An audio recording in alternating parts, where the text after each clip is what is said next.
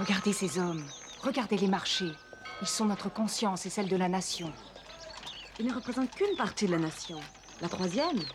Mais c'est la première fois qu'on leur donne le droit de parler au nom de ce qui bouge, de ce qui change dans le royaume. Le tiers-état, c'est la jeunesse de la France. Vous avez tort de vous réjouir, Germaine. Tout cela finira mal. Qui sont ces dames à la fenêtre? Celle de droite, Madame de Staël, la fille de Necker. Et l'autre? Madame de Montmorin, la femme du ministre des Affaires étrangères. Ah, loin.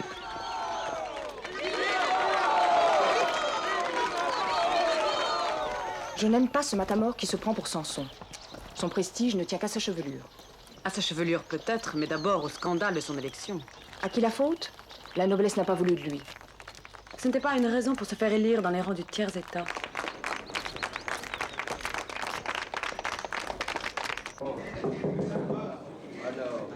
Messieurs, on se moque de nous. Nous faisons anti-chambre. On parlerait à Necker. Ouais. Nous finirons par étouffer dans ce couloir. Privilège oblige. Le maître de cérémonie veut nous remettre à notre place. M. de Mirabeau a préparé un discours qu'il a l'intention de le prononcer en fin de séance. Ça m'étonnerait qu'on lui accorde la parole. On se méfie de sa personne, de ses propos excessifs. En tout cas, sa gazette doit paraître demain. C'est une riche idée d'avoir intitulé les États généraux. Les idées simples sont toujours les meilleures. Messieurs les députés du tiers, donnez-vous la peine d'entrer.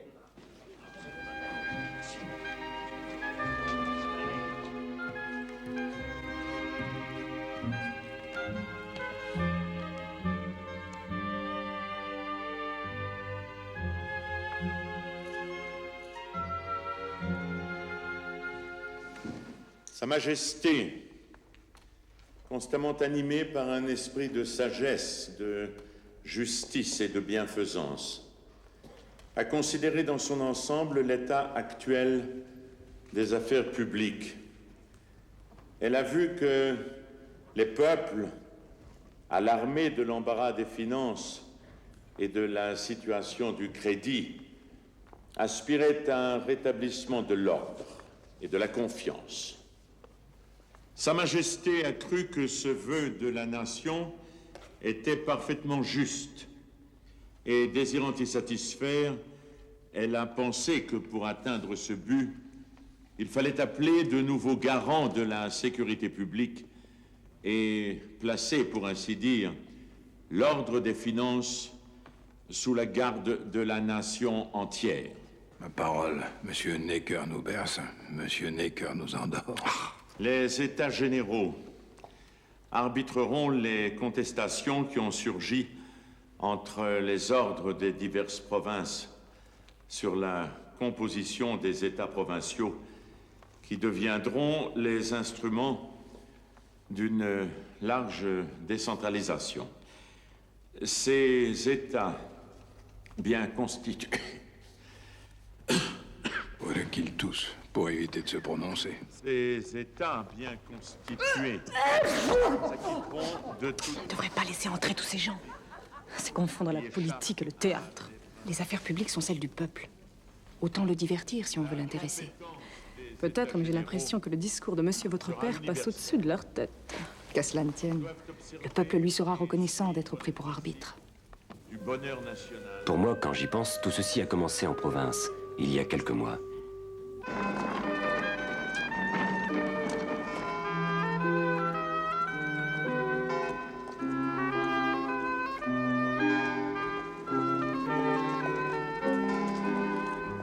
En ce mois de janvier 1789, les grands électeurs du Dauphiné viennent d'élire les députés qui se rendront aux États généraux de Versailles, dans les premiers jours de mai.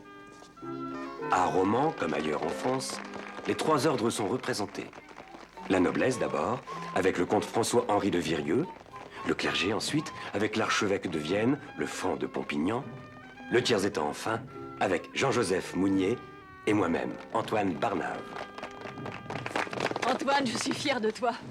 C'est Jean qu'il faut féliciter, élu premier de liste à l'unanimité.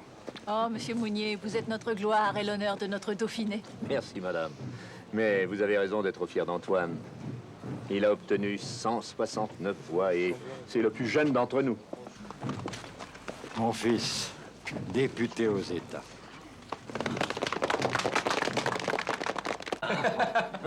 Votre fils, maître Barnave, a le sang d'un jeune tigre. Il ne pourra jamais attendre jusqu'à l'ouverture des États généraux. Oh, 4 mois, ce n'est pas beaucoup quand la nation ronge son frein depuis un siècle. Oui, mais le gouvernement peut faire avancer la date. Il peut aussi la reculer. Non, monsieur Necker ne fera pas ça. Nous sommes convoqués pour le 1er mai.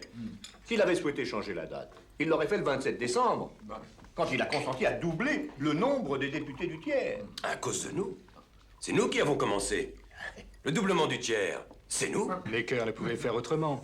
L'opinion publique réclamait cette justice à corps et à cri. Mais dans les rangs de la noblesse, monsieur le comte, tout le monde ne pensait pas comme vous. Sans doute. Cependant, comment résister à la logique arithmétique? Vous représentiez dans le royaume une majorité franche. Il était raisonnable que votre nombre fût égal à celui de la noblesse et du clergé réunis. Je demeure persuadé que mon fils a raison. Et croyez-moi, Madame Mounier, l'influence du Dauphiné fut décisive. Eh oui, c'est nous qui avons donné l'exemple à Necker 3 mois plus tôt. Nous lui avons donné l'exemple, mais il ne demandait pas mieux. Monsieur Necker est notre allié. Notre providence est celle du royaume. Le peuple l'aime et le considère comme un père. À ses côtés, nous nous battrons pour que triomphe le vote par tête que nous avons instauré, nous, le 21 juillet, dans notre assemblée de Visil. Voilà ce que nous devons obtenir pour la France entière. Chaque député comptant pour une voix, sans distinction de classe. En attendant, n'oublions jamais que l'initiative est partie du Dauphiné. Pour une fois, la province est en avance sur Paris. La province est la France. Paris n'est que son écume. Ne parle pas trop. Méfie-toi des gens qui t'écoutent avec le sourire. Ils t'engagent à dépasser ta pensée. Rassurez-vous, ma mère. Avec Mounier, je ne crains rien. Il m'a tout appris. Dans son siège, rien ne m'arrêtera. Il a de la chance d'être déjà installé. Logé gratuitement dans les dépendances du château. Je regrette que tu n'habites pas chez lui. Le logement qu'il m'a retenu rue du Vieux-Versailles se trouve à 10 minutes du sien. 60 livres par mois, c'est un prix. Mais tu peux donner davantage si tu n'es pas à ton aise. N'hésite pas. Veille bien sur tes affaires. Fais attention à ton linge, on te jugera là-dessus. Il me tarde d'arriver, tu sais. De marcher dans Paris. Pourquoi dis-tu Paris? C'est à Versailles que tu vas. Oui, mais je dois aller à Paris chez le tailleur, que Mounier m'a conseillé. Il paraît que notre costume de député est tout noir avec une cravate blanche. Je vais ressembler à un curé.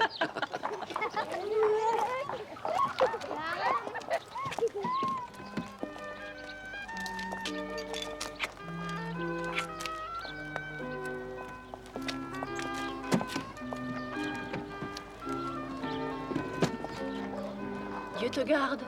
Oh!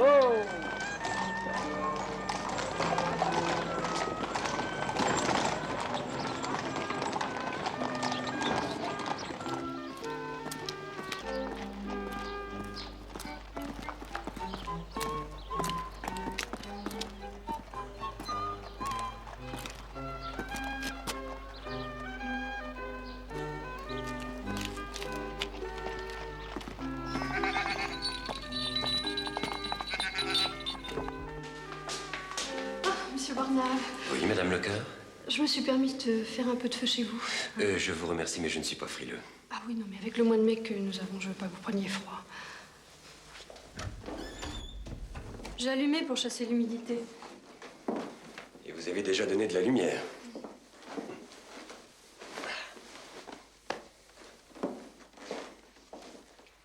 Écoutez ce que j'ai lu hier soir. Oui, mes enfants, il y a des anges que Dieu a chargés de prendre soin de nous et de nous garder. Ça, c'est vrai, ça.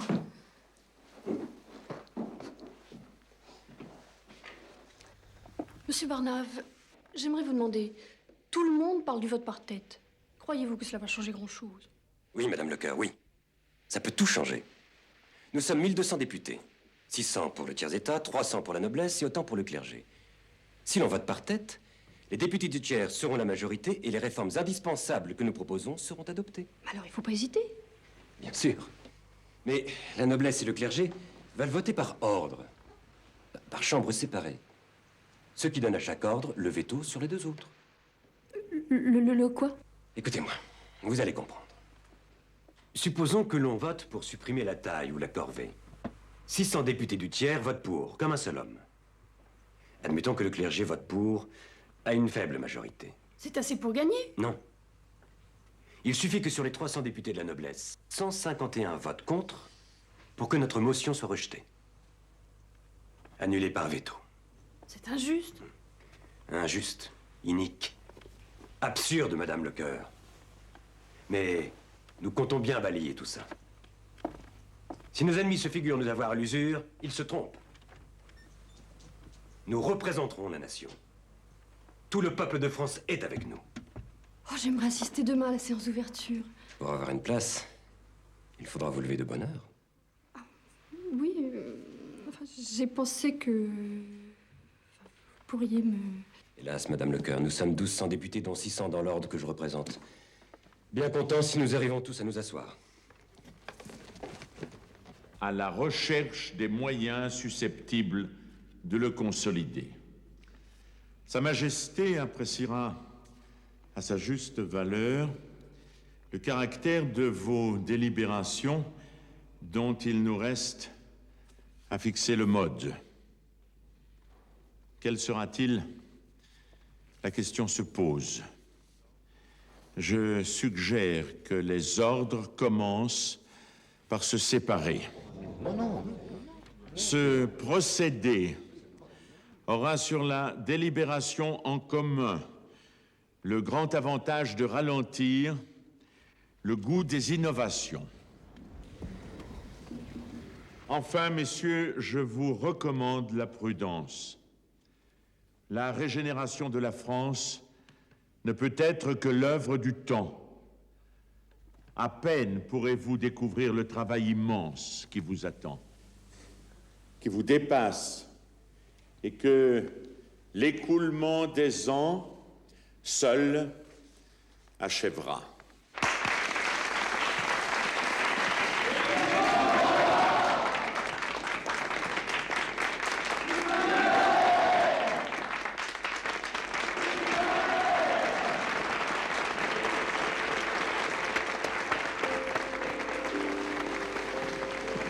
Alors? Il faut aviser. N'oublie pas de venir chez moi ce soir. Nous serons entre Dauphinois. Monsieur le député de Rion pourrait se joindre à nous. Mais volontiers, ma foi. Je demeure, vous le savez sans doute, dans l'ancienne résidence de Madame du Barry. C'est une faveur que je dois à Monsieur Necker. Venez à l'heure qui vous convient. Nous attachons du prix à votre opinion. Bien.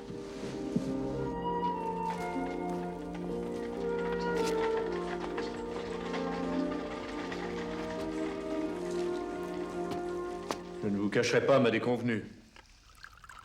J'attendais autre chose de notre grand homme. Et moi donc? Il n'a parlé ni de changement, ni de liberté. Il n'a pas prononcé une seule fois le mot de constitution. Quant au mode de délibération... Et en se prononçant pour la séparation des ordres, il recule. On jurerait que le vote par tête lui fait peur. Que dit-on dans vos rangs, monsieur de Virieux? À l'exception d'une minorité libérale à laquelle je me flatte d'appartenir, on se méfie de lui. Mais la majorité ennemie du progrès se félicite de le voir manquer d'audace. Et dans les rangs du clergé, monseigneur? Les avis se partagent. Ceux qui aiment le changement trouvent qu'il n'a rien dit. Les autres qu'il a bien parlé. Mais vous, monsieur Malouet, qui le connaissez mieux que personne, que pensez-vous de cette attitude? Monsieur Necker temporise. Il ne recule pas. À mon sens, il est toujours partisan du vote par tête. Je compte aller le voir bientôt et m'en assurer. Vous me demandez de plaire, monsieur Malouet. Mais gouverner, c'est le contraire de faire plaisir. Je vous demande avec respect de répondre aux aspirations légitimes du peuple qui souhaite le vote par tête. Je n'y suis nullement opposé, mais il n'est pas nécessaire pour autant de heurter de front la noblesse et le clergé. Mais l'opinion publique a choisi son camp. Sous prétexte de ménager la noblesse et le clergé, il serait aventureux de la contrarier. Nous voilà prévenus. Monsieur le ministre des Affaires étrangères, ce n'est de ma part qu'une modeste suggestion. Vous connaissez ma femme et ma fille, je crois. J'ai ce privilège. Monsieur Malouet faisait allusion aux classes privilégiées menacées de destruction. Il est vrai que ces gens-là travaillent à leur propre mort. Madame de Staël n'a pas tort. Les privilégiés font souvent le jeu de leurs adversaires. En attendant, c'est leur intransigeance qui nous irrite. Quand cesseront-ils de s'accrocher à des valeurs périmées, à des avantages que l'opinion réprouve? Quand on ne trichera plus sur le vote, et que les députés du tiers, disposant d'une majorité réelle, seront reconnus pour ce qu'ils sont, les plus forts.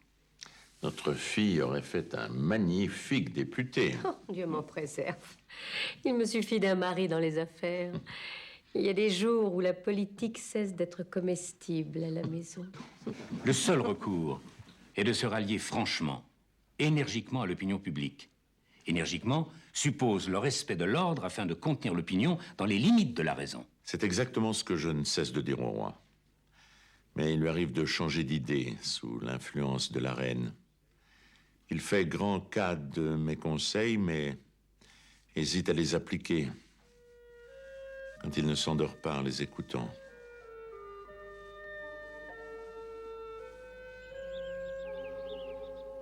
Je ne vous ai jamais reproché d'avoir rappelé Necker au gouvernement, puisque je fus la première, naguère, à approuver ce choix. Mais aujourd'hui, je vous reproche de subir son emprise, d'écouter ses commentaires comme des oracles, de vénérer son savoir-faire. C'est une vérité banale de dire qu'il pratique le double jeu. À part vous, tout le monde en convient. Tout le monde. Autrement dit, Madame de Polignac. Non, Louis. Tous les gens qui vous aiment et qui se désespèrent de voir le royaume en des mains douteuses. Vous vous trompez, ma chère, sur les sentiments que je porte à Monsieur Necker et sur l'influence qu'il exerce sur ma personne. Je n'apprécie guère ses avis. Et sa compagnie m'est à charge. Et ceci pour 3 raisons. Banquier, démocrate et protestant. Seulement, j'ai besoin de lui. Ou plutôt, j'ai besoin de sa popularité. En somme, c'est une médecine que je prends. Plaise à Dieu qu'elle ne vous empoisonne. C'est un péché que d'être mélancolique. Je reconnais que les épreuves ne vous ont pas manqué. Toutefois,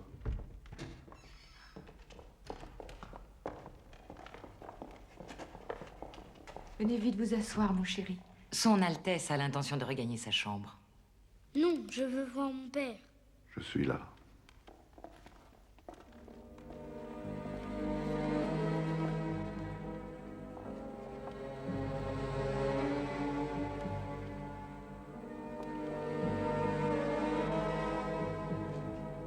Venez, Gabriel.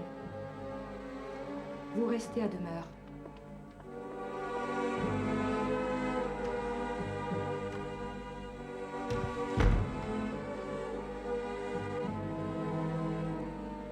Je ne sais pas ce que je lui ai fait. Il ne veut parler qu'à son père. C'est à cause de sa maladie. Il est fier, vous savez. Près de vous, il craint de s'attendrir, de se mettre à pleurer. Je vous en prie, laissez-moi. Mon ami, c'est un tel crève-cœur de vous voir ainsi.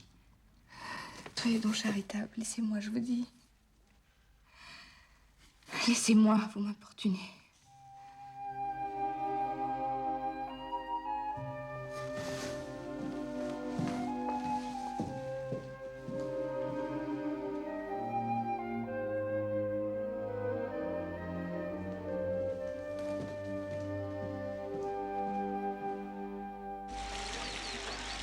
Que me reproche-t-elle, je vous le demande? On dirait que ma présence lui fait horreur. Rassurez-vous, elle vous aime toujours. Mais votre impopularité s'ajoute à la sienne. Irritée de la sienne, elle ne supporte plus la vôtre. Mais est-ce ma faute? Est-ce ma faute si des libelles infâmes nous couvrent de boue et si la calomnie triomphe de la justice? On me reproche d'avoir dilapidé le trésor royal, c'est insensé. On est jaloux des faveurs dont vous avez longtemps bénéficié. Peut-on refuser des cadeaux qui viennent de si haut? Non, certes. Mais de nos jours, l'opinion règne sur les rois et régente les reines. Il est plus difficile de porter la couronne que de chausser des sabots. C'est bien Monsieur Bézinvin qui se promène avec Madame de Polignac. C'est lui-même. On dirait jamais qu'il a 60 ans. L'âge, ça n'a pas d'importance. Regardez cette fille. Le ciel l'a faite pauvre, mais elle est riche de santé. À l'image de ce bel été.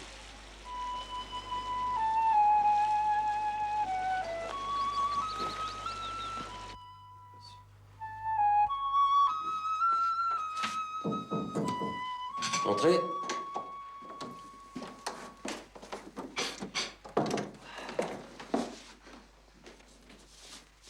J'ai oublié de vous apporter de la crème. Je vous remercie, Madame Lecoeur. J'ai terminé. Vous savez que nous avons un autre député dans la maison, Monsieur l'abbé Barbotin. Vous n'avez pas encore rencontré? Hélas, pour l'instant, ces messieurs du clergé siègent à part. Tout comme les députés de la noblesse, d'ailleurs. Sa chambre est moins spacieuse que la vôtre, pourtant il me donne 60 livres par mois. Comme vous. Ne lui en parlez pas, il serait jaloux. C'est entendu.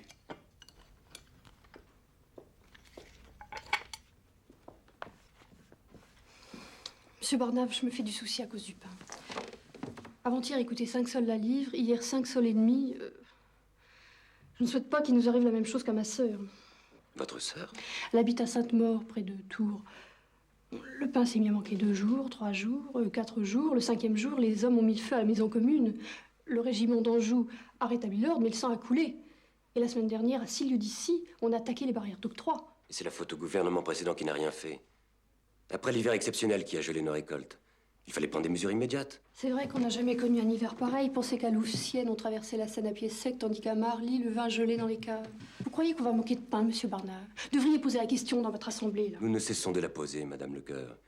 Mais il faudrait, pour la résoudre, que les députés de la noblesse et du clergé consentent à se joindre à nous, au lieu de bouder nos réunions.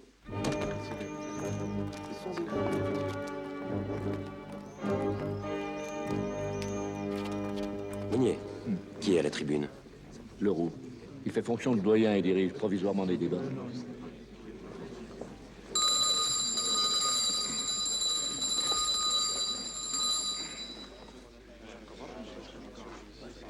Suite à la motion de nos collègues Le Chapelier et Boissy d'Ancas, les députés du tiers, soucieux d'engager les 2 premiers ordres à nous rejoindre sans plus attendre, ont procédé à l'élection de 12 commissaires chargés de conférer avec leurs représentants. Voici le résultat du vote. Monsieur Target.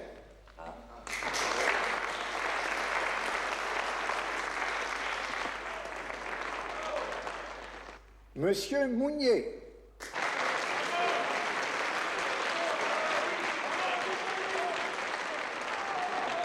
Monsieur Touret.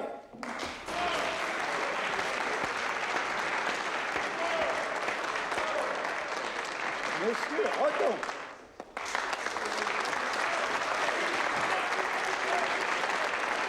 Monsieur Didier.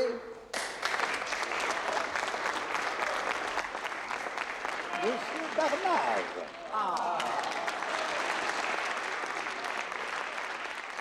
Je ne m'attendais pas à être élu. C'est la preuve que tu deviens populaire. Je vous félicite, Monsieur Barnave.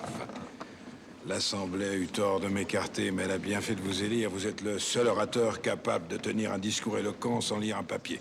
Le seul après vous, Monsieur de Mirabeau. Le seul après moi. Cela va de soi, Monsieur Barnave. Voilà.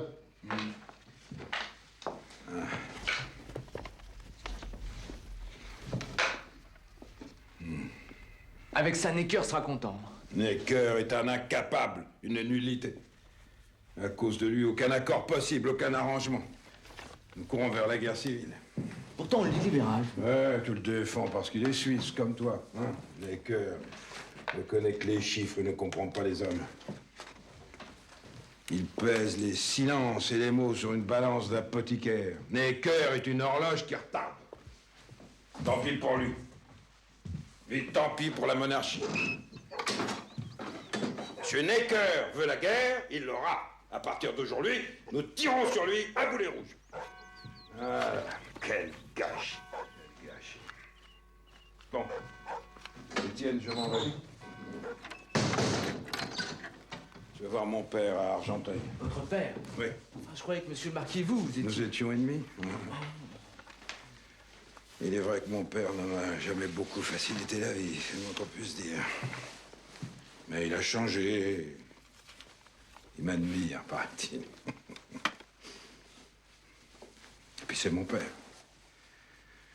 Quand la politique nous écœure, on a besoin de renouer avec la famille. Adieu. Laisse, on en a combien?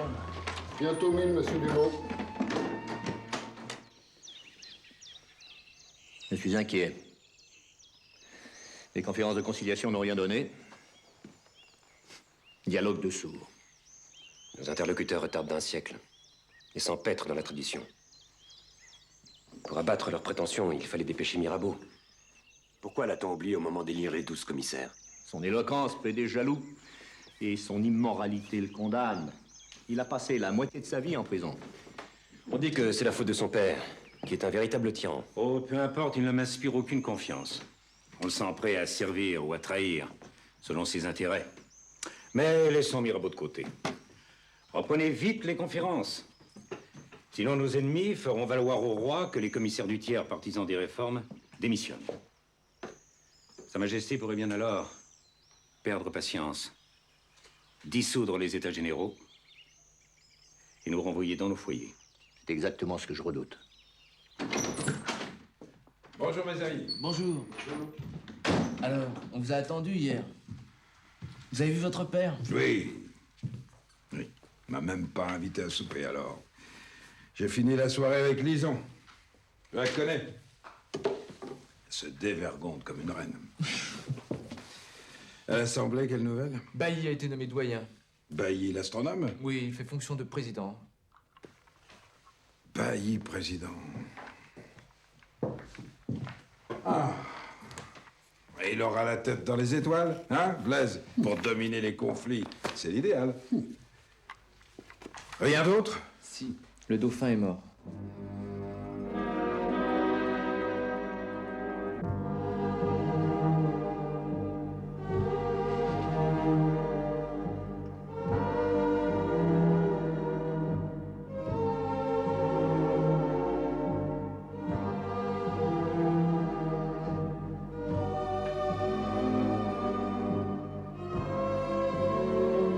Sire, une délégation conduite par Monsieur Bailly attend pour présenter à Vos Majestés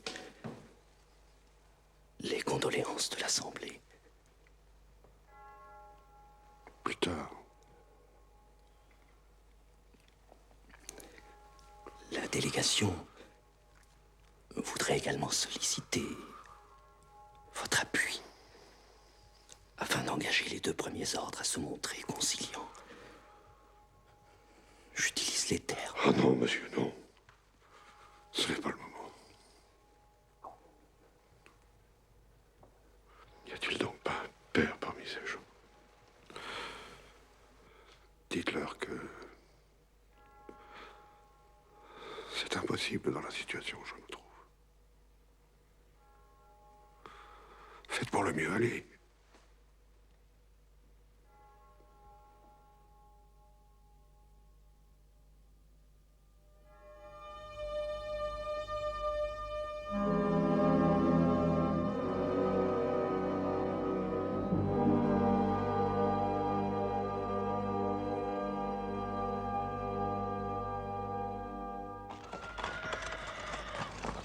Pourquoi fais-tu de la politique alors que tu as horreur des discours et des invectives?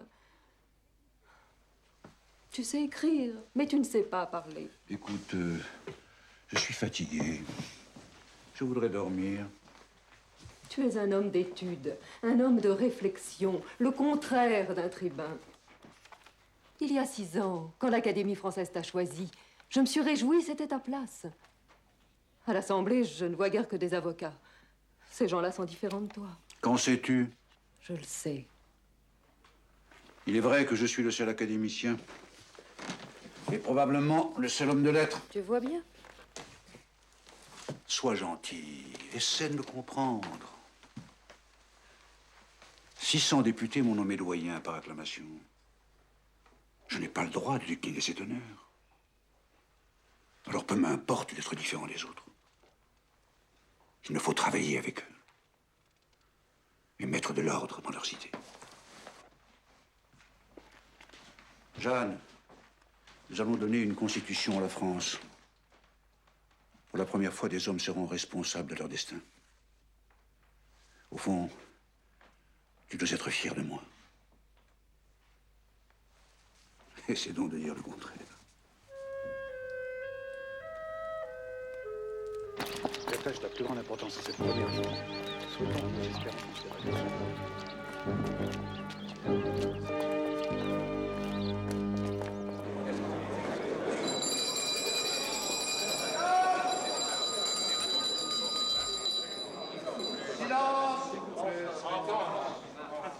Après avoir applaudi la motion de notre collègue Sieyès, l'Assemblée des députés du tiers a pris l'arrêté suivant, dont je vous donne lecture.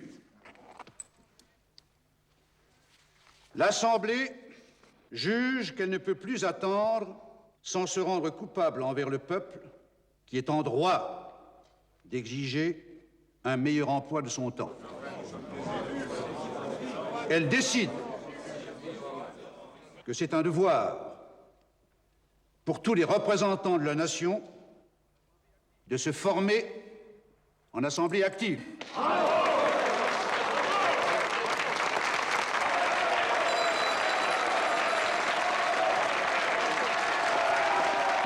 Messieurs, coupons le câble. En l'absence des 2 ordres privilégiés qui méprisent notre invitation, l'Assemblée doit se constituer sur le champ. Mais sous quel titre, je vous le demande? C'est la question fondamentale. Non. Je propose Assemblée des représentants connus et vérifiés de la nation française. Je trouve que cette formule manque de clarté. Ah oui. Elle ne consomme aucune rupture directe avec les ordres absents. Il a raison. Non, je ne suis pas de cet avis. Connu et vérifié, c'est juste. C'est juste, mais compliqué.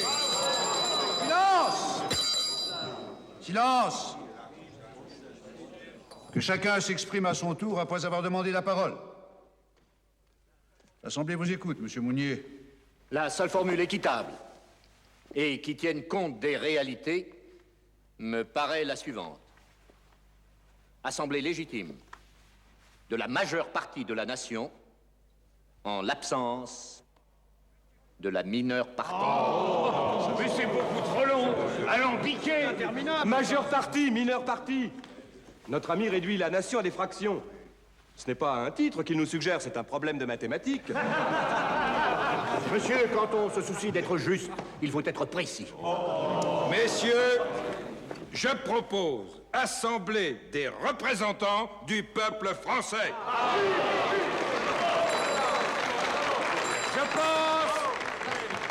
Je pense, messieurs, que c'est la bonne formule. Et nous devons l'adopter. Non, messieurs. Car en l'occurrence, le mot peuple est équivoque. Il a 2 sens. La nation en général, ou bien la classe pauvre de cette nation. Et nous ne voulons pas représenter le peuple au second sens.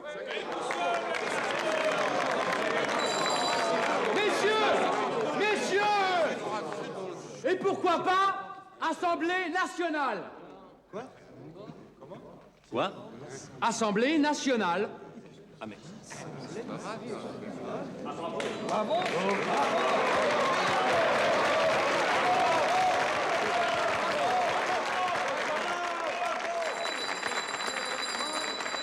Assemblée nationale, c'est le titre.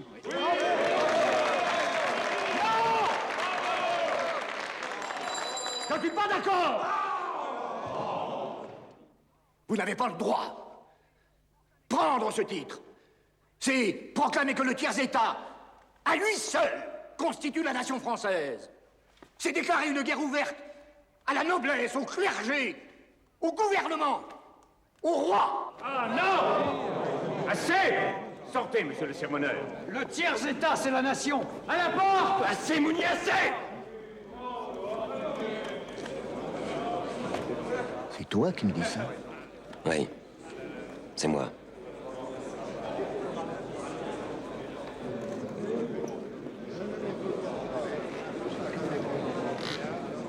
Vive l'Assemblée nationale! Vive l'Assemblée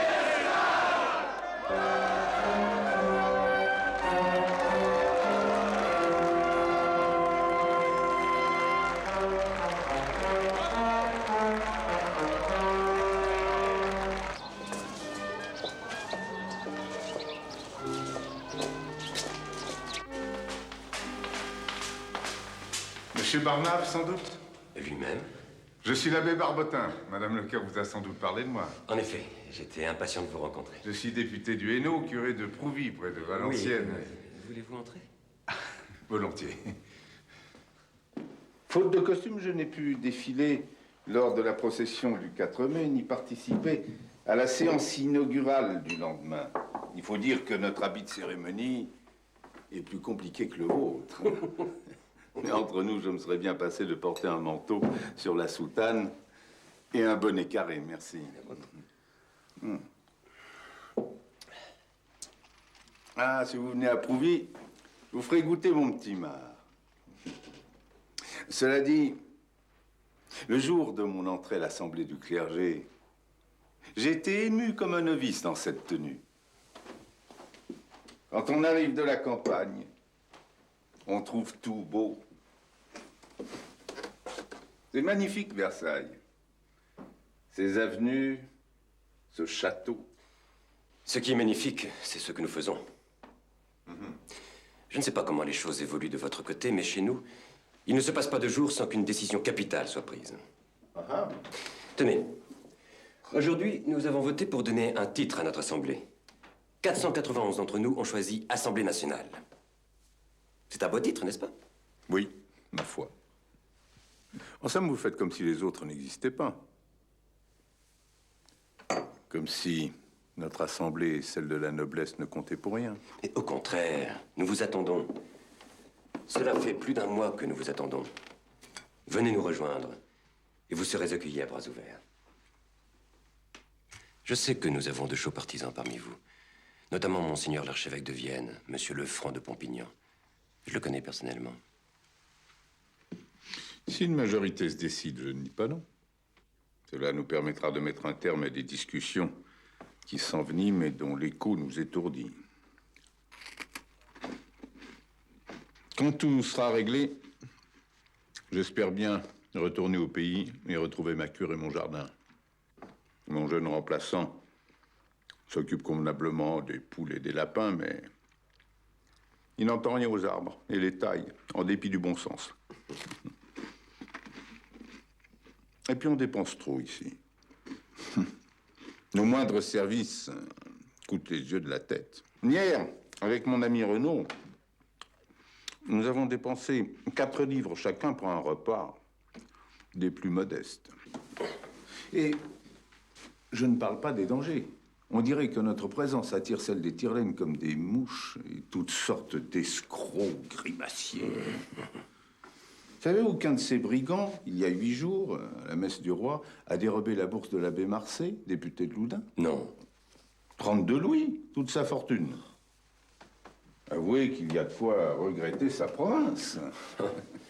Mais je suis un incorrigible bavard. Mais non.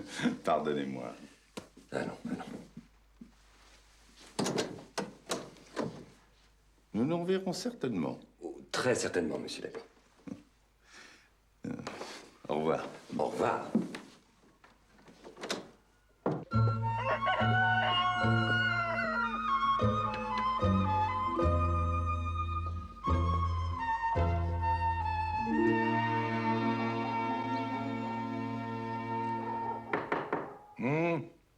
Oui. Qu'est-ce que c'est? C'est Monsieur Dumont. Ah, bon, un instant. Allez, lève-toi. Lève-toi, s'il te plaît. Lève-toi. Allez.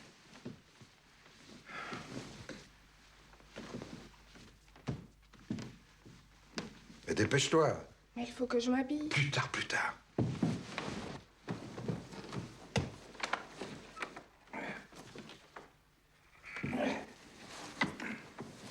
Qu'il entre.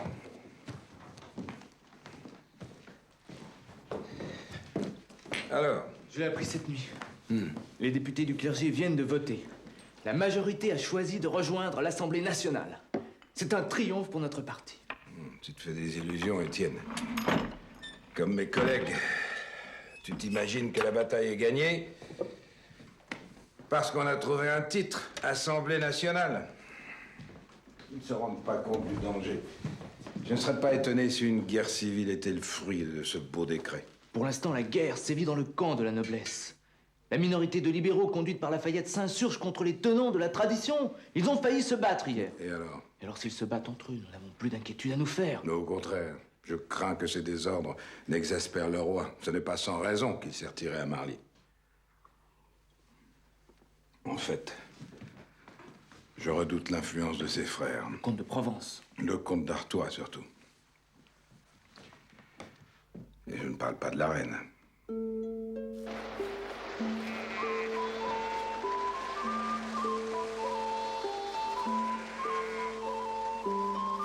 Regardez, Votre Majesté. Votre signe préféré vient vous saluer.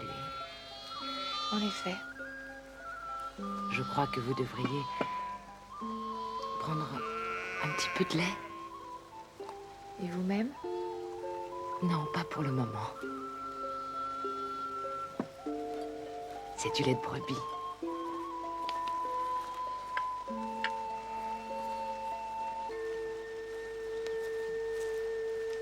Eh bien, mon frère? La mort de Monsieur le Dauphin continue de nous éprouver. Ce serait faire injure à notre chagrin que d'évoquer d'autres soucis. La douleur me rend attentive aux mauvaises nouvelles. C'est votre devoir de parler. Je n'ai rien de fâcheux à vous annoncer que vous ne sachiez. Si nous laissons les députés du tiers usurper le titre Assemblée nationale, c'en est fait de notre condition et de l'autorité royale. Il est temps de réagir, en effet. C'est au roi d'en convenir. Et c'est à nous de le convaincre. À vous d'abord, Votre Majesté. Aucune influence ne peut égaler la vôtre. À condition de parler la dernière. Un mari donne raison à sa femme quand d'autres ont préparé le terrain. Je pense à des hommes comme La Rochefoucauld ou Monseigneur de Chevigné. Je les ai rencontrés. Ils sont d'accord. C'est un bon choix car ils passent pour modérés.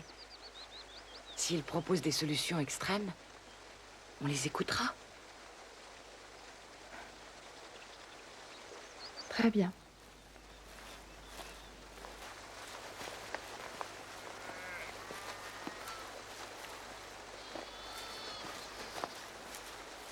Il me paraît indispensable, sire, de devancer les vœux de votre peuple par une déclaration lue en séance royale.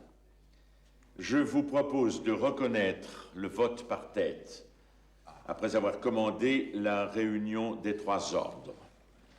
Je vous conseille ensuite d'accorder aux États généraux le droit de modifier la Constitution.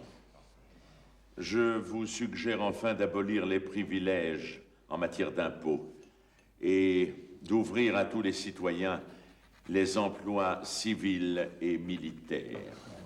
C'est inadmissible. Je proteste contre l'égalité d'accès au grade militaire. C'est condamner la noblesse, nier son principe même. Mais non. Le vote par tête me paraît la pire des iniquités.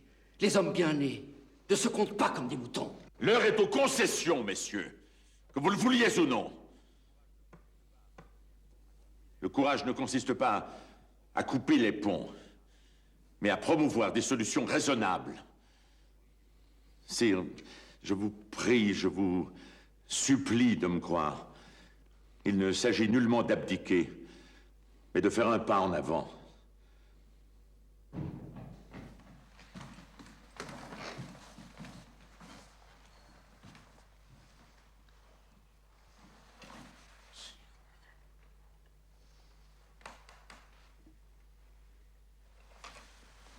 Messieurs, je vous demande de m'attendre un instant.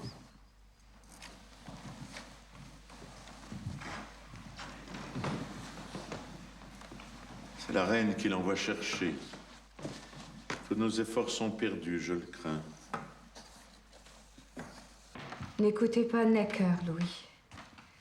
Les concessions qu'il vous propose, je les connais. Elles sont pleines de honte et de danger. L'intransigeance vous aveugle. L'intransigeance remet les sentiments en place. Sous prétexte de compréhension, vous êtes tenté de vous abaisser, de vous incliner. Ce n'est pas une attitude royale. Que voulez-vous, Louis? Je suis née dans un château, sous un diadème, élevée par ma mère, Marie-Thérèse, dans le culte de la légitimité. Mon métier est d'être royaliste. Ce n'est pas ma faute si Dieu m'a placée là où je suis. Je n'ai pas demandé à m'y trouver, mais j'y suis. Alors, je n'ai aucune envie de changer. Très bien. On m'attend.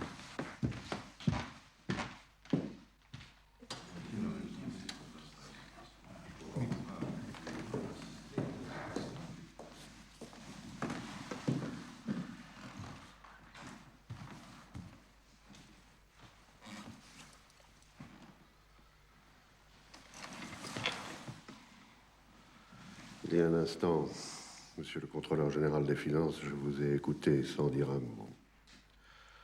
Voici ma réponse. Le temps des concessions est révolu. Celui de la fermeté s'impose. Nous allons étudier et prendre immédiatement les mesures nécessaires au maintien de l'ordre.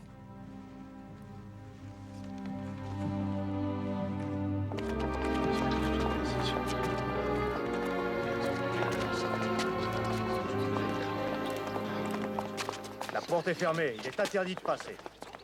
Je suis le président de l'Assemblée nationale. Appelez-moi l'officier de garde.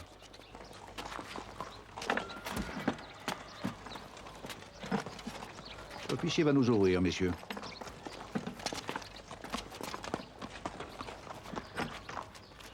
Monsieur, la salle est fermée. Sur ordre de Sa Majesté. Les tapissiers doivent la décorer en vue de la séance royale prévue pour après-demain. Mais personne ne m'a averti d'une manière officielle.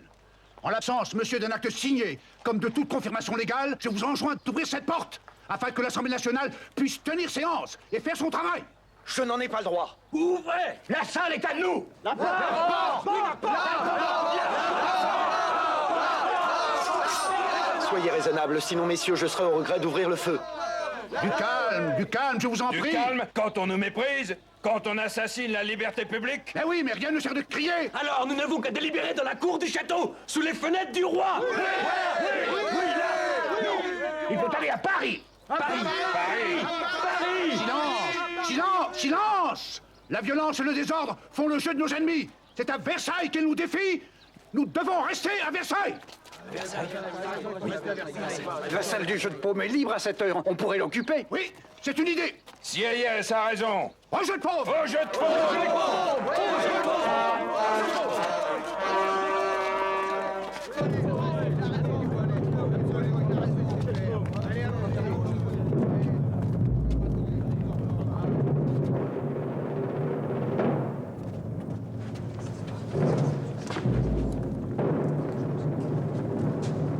Je suis le propriétaire de la salle.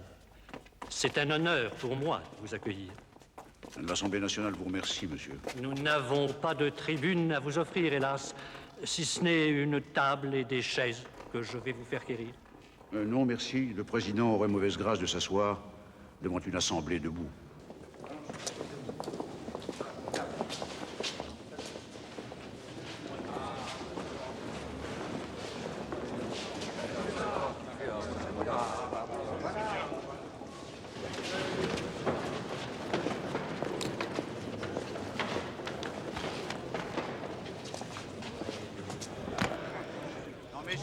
Messieurs, un peu de silence, s'il vous plaît.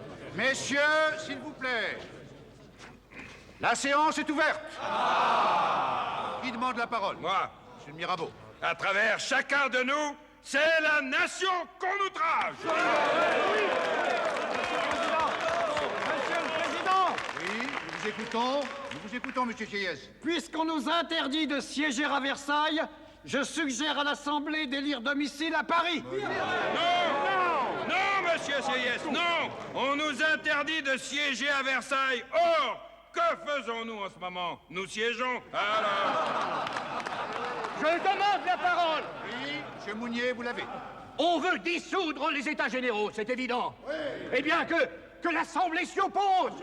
Que tous ses membres ici présents prêtent à l'instant le serment solennel de ne jamais se séparer et de se rassembler partout où les circonstances l'exigent, jusqu'à ce que la constitution du royaume soit établie et affermie sur des bases solides. Bravo!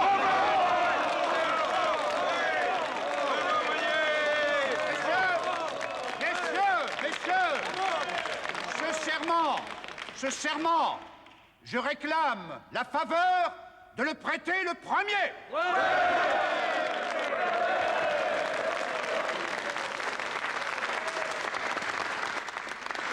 Je jure de ne jamais me séparer de l'Assemblée nationale et de me réunir à elle partout où les circonstances l'exigeront, jusqu'à ce que la constitution du royaume soit affermie sur des fondements inébranlables.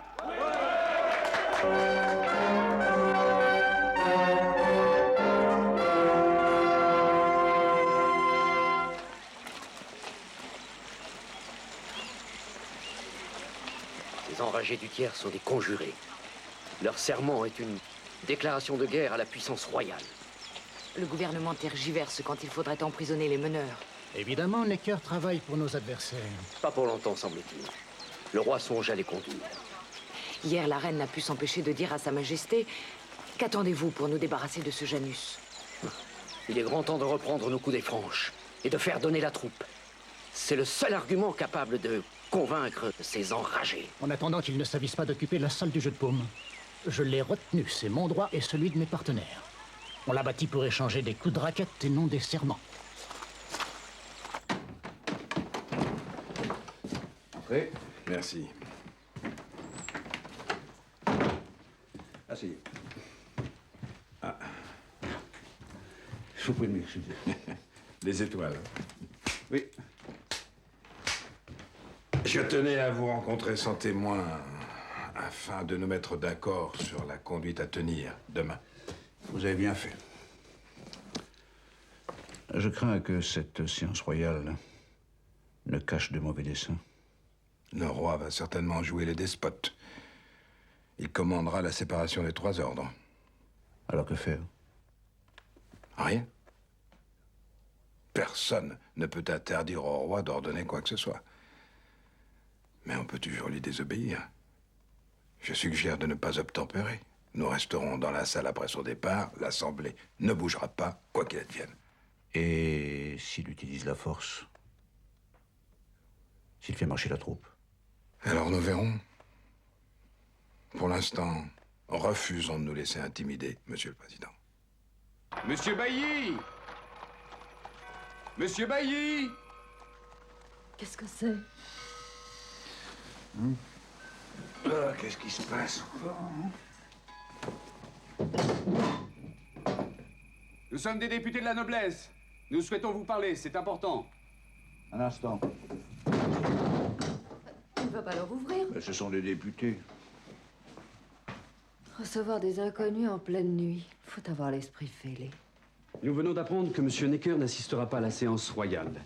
Il entend ainsi marquer son désaccord avec les mesures prises au Conseil. Asseyez-vous, messieurs. Nous avons pensé que le président de l'Assemblée nationale méritait d'être informé sur le champ. C'est une nouvelle capitale, monsieur l'Aiguillon. Votre démarche me touche d'autant plus que vous représentez un ordre opposé au mien. La Chambre de la noblesse dispose d'une bonne minorité libérale à laquelle je me flatte d'appartenir. Et puis, mon cher Bailly, n'oubliez pas qu'il n'existe aucun privilège entre frères. Noblesse et roture s'abolissent sur notre autel. Nous ne connaissons d'autre servitude que celle d'obéir aux lumières de la raison. Sans doute, mon frère. Et monsieur Necker, formé à la même école, pense comme nous. Un grand merci, mes frères. De tout cœur. Merci.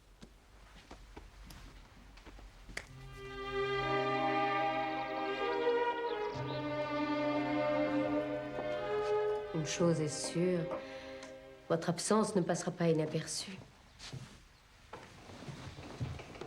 Le roi vient d'arriver maintenant. Je ne regrette rien. Ils n'ont pas voulu m'écouter. Ils ont dénaturé mon plan après avoir écarté les réformes essentielles pour mettre en avant de changements insignifiants. C'était à prévoir. La tradition ne pardonne jamais au progrès. J'ai souhaité les mettre en garde contre l'indignation des députés, mais ils m'ont ri au nez en affirmant que les grenouilles n'ont jamais inquiété les soldats. Quand je leur ai demandé « Êtes-vous assuré de l'armée ?» ils m'ont regardé comme un factieux. La connaissance des faits leur paraît suspecte. C'est le propre des sociétés caduques. À cette heure, le garde des Sceaux doit lire la première déclaration. Les arrêtés pris par le tiers-État le 17 juin concernant la dénomination illicite Assemblée nationale sont cassés et annulés comme anticonstitutionnels.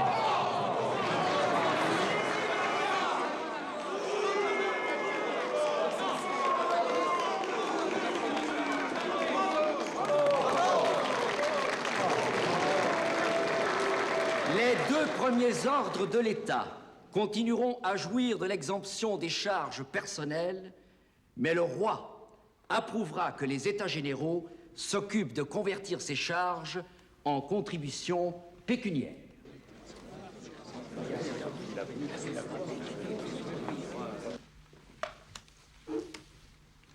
Bien entendu, vous allez donner votre démission. Il me serait difficile de faire autrement. Je n'en suis pas fâchée. Votre position entre le marteau et l'enclume devenait inconfortable. Mais le peuple n'acceptera pas votre départ. Il se révoltera. C'est bien ce que je redoute. Vous aurez le talent de l'apaiser. En attendant qu'on vous supplie de revenir.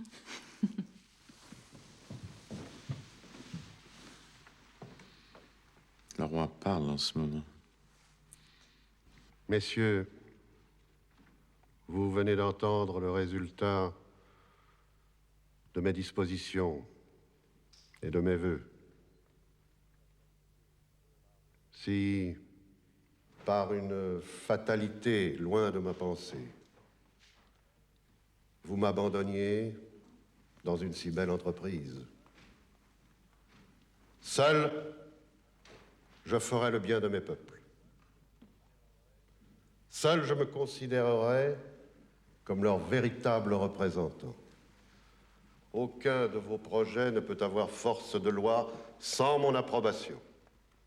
Ainsi, je suis le garant naturel de vos droits.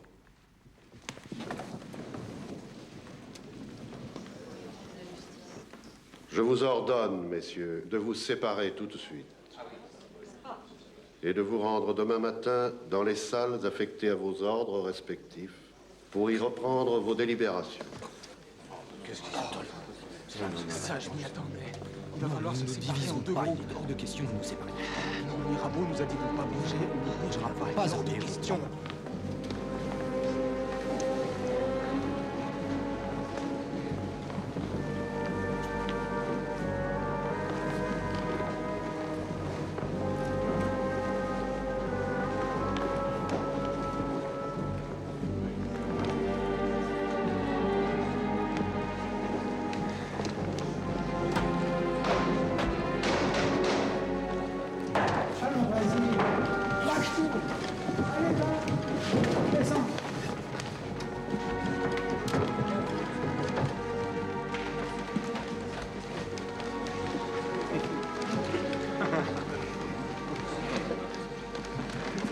Pourrais-je découvrir? Insolence de petit marquis. Mais où se croit-il? C'est une taverne. Votre chapeau, monsieur. Je représente Sa Majesté le Roi. Je vous rappelle qu'un souverain ne se découvre pas. Monsieur, avez-vous entendu les intentions du roi? Oui. Nous avons entendu les intentions qu'on a suggérées au roi. Et vous qui ne sauriez le représenter auprès des États généraux, vous qui n'avez ici ni place, ni droit de parler, vous n'êtes pas fait pour nous rappeler son discours. Allez dire à ceux qui vous envoient que nous sommes ici par la volonté de la nation et que nous ne quitterons nos places que par la force des baïonnettes.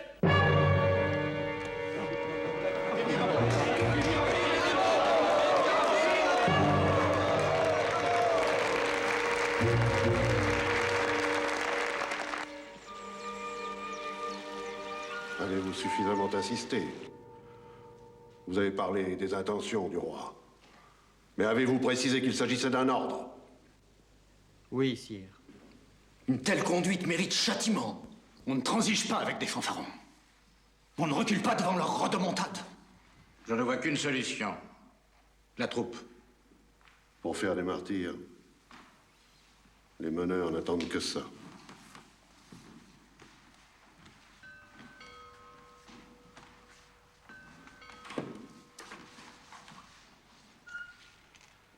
Ils veulent rester. Eh bien, foutre qu'ils restent.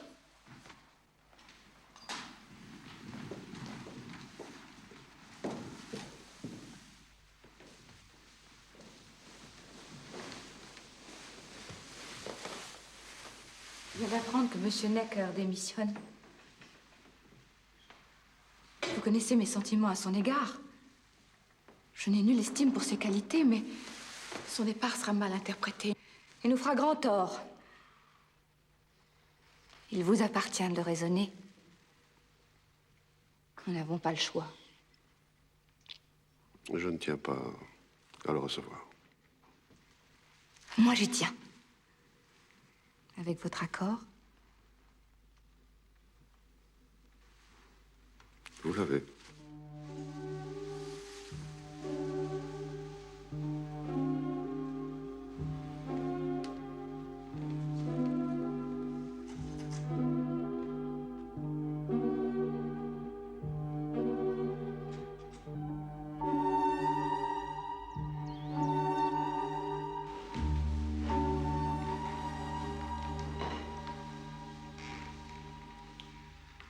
Ce que vous demandez me paraît bien difficile.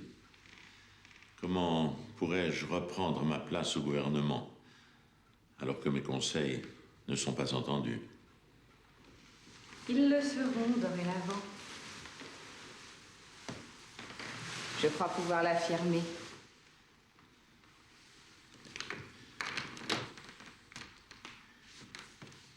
Non, voyez-vous, si j'acceptais, ce serait me déjuger.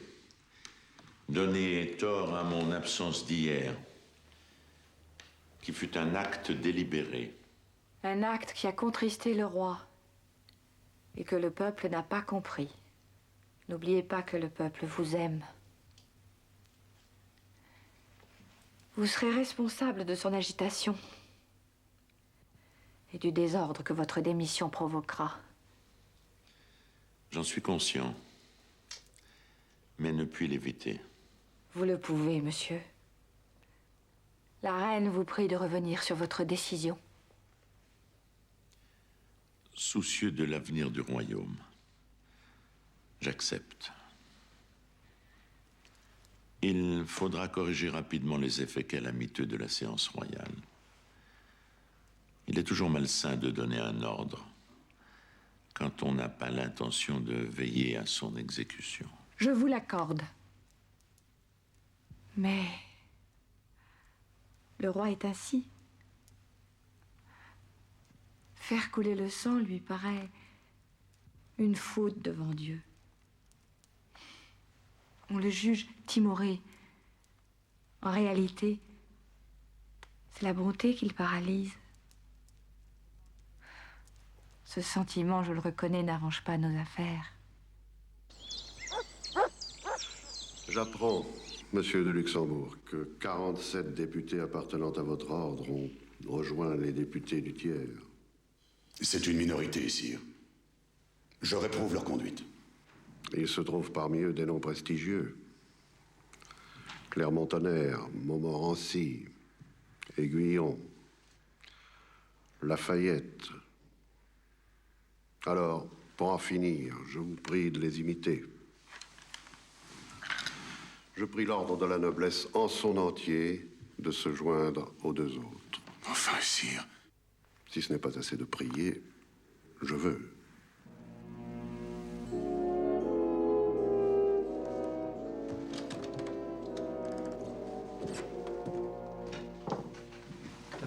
Merci. Alors, Caylus, votre avis? Nous joindre à cette rupture? Jamais. Le roi voue la monarchie à sa perte. C'est votre faute s'il nous intime un ordre pareil, car vous ne savez ni l'éclairer ni le soutenir. Mais qu'attendez-vous pour l'entourer de votre confiance, au lieu de vous accrocher des privilèges que vous n'avez pas le courage de protéger? Vous allez trop loin, Casales. Vos leçons. Mes leçons partent du cœur. Nous devons, ce jour, défendre le roi contre lui-même. Oui, messieurs, nous devons défendre la royauté contre le roi. Il est inconvenant de désobéir quand Sa Majesté a dit « je veux ». Votre obéissance est une déroute, vous le savez bien. Mais il a raison. Non.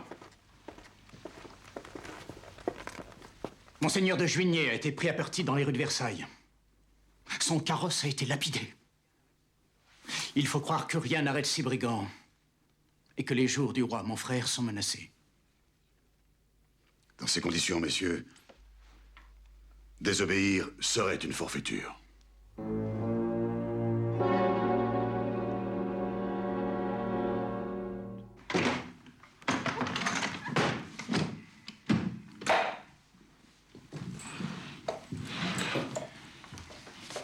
Les aristocrates ont cédé. Ils n'ont pas consenti, ils ont cédé. C'est l'essentiel. Mais non.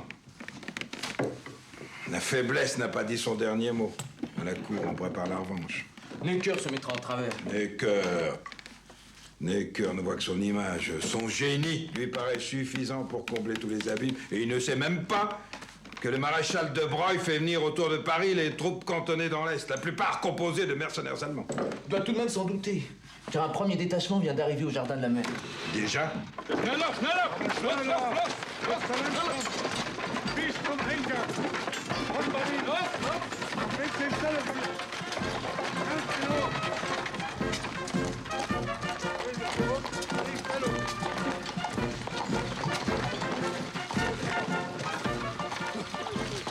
Es ist, als ob Sie noch nie Soldaten gesehen hätten. Ja, vielleicht. Halten Sie uns für Bauerntrüppel. Schau nicht hin, der Hauptmann hat gesagt, Sie nicht anzusehen. Si c'est pas malheureux d'entendre parler comme ça. Chez nous. Ça grogne comme du cochon. Tais-toi.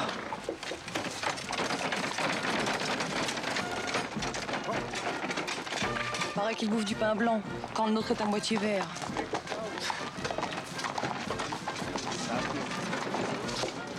Qu'est-ce qu'ils font, maman? Rien, il faut craquer leurs doigts. C'est tout ce qu'ils savent faire.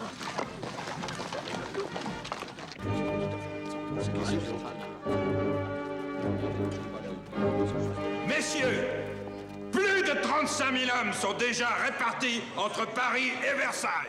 On en attend 20 000 autres. Des trains d'artillerie les suivent.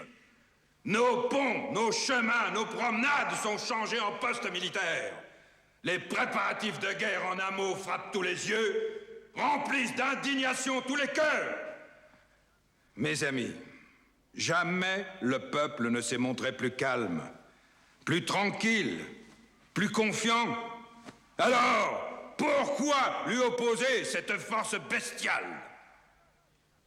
De quel œil verra-t-il tant de soldats oisifs venir lui disputer les restes de sa subsistance, alors que le pain se fait de plus en plus rare et que ces mercenaires ne manquent de rien? Cette lettre n'est pas recevable. Nous devons cependant en tenir compte, afin d'y répondre sans passion. De quoi s'agit-il, dans le fond? L'Assemblée nationale prie Sa Majesté de rassurer ses fidèles sujets.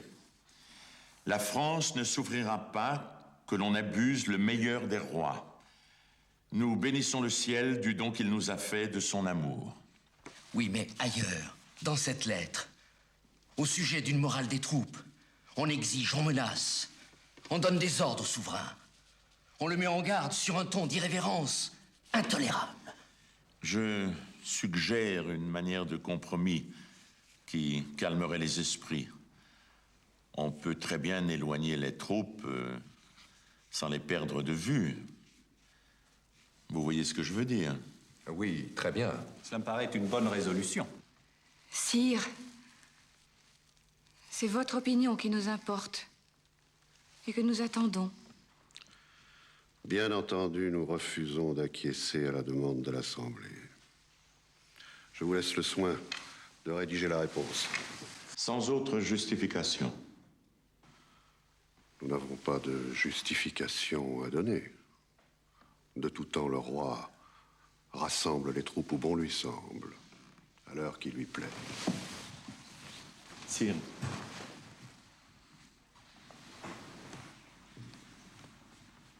Si mes services cessent de vous convenir, je vous prie respectueusement de me le faire connaître.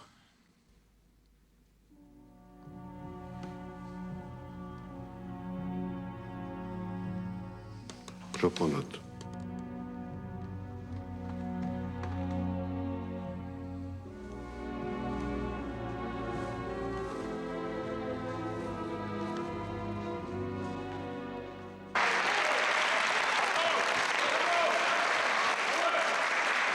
Alors, messieurs, en ces jours sombres, ce n'est pas au roi que je m'adresse, mais à ses conseillers, qu'ils répondent de leurs décisions abjectes. Qu'ils nous disent s'ils sont certains de garantir la discipline et la concorde entre les troupes nationales et les cohortes de l'étranger. Ont-ils prévu tous les désordres, toutes les calamités que leurs initiatives peuvent entraîner?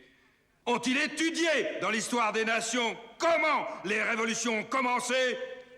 Ont-ils observé par quel enchaînement funeste les esprits les plus sages sont jetés hors des limites de la raison?